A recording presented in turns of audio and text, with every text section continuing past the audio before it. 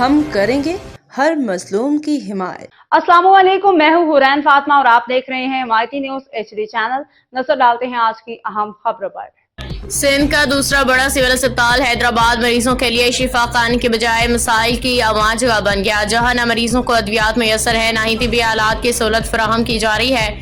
سندھ کے دوسرے بڑے شہر حیدرآباد کا سول اسپتال شدید مالی بحران کا شکار ہو گیا۔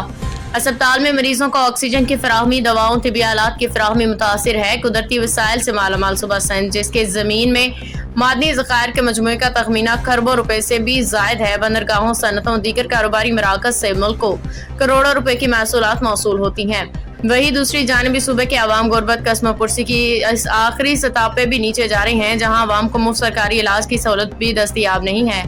MS کی تبدیلی کے بعد لائبلٹی کی بنیاد پہ اسپتال میں 1.5 کروڑ روپے کا قرض ہو گیا۔ بقایا جات ادا نہ ہونے پہ وینڈرز نے سپلائی بند کر دی ہے۔ اسپتال کا کچن بھی بندش کا شکار ہو گیا۔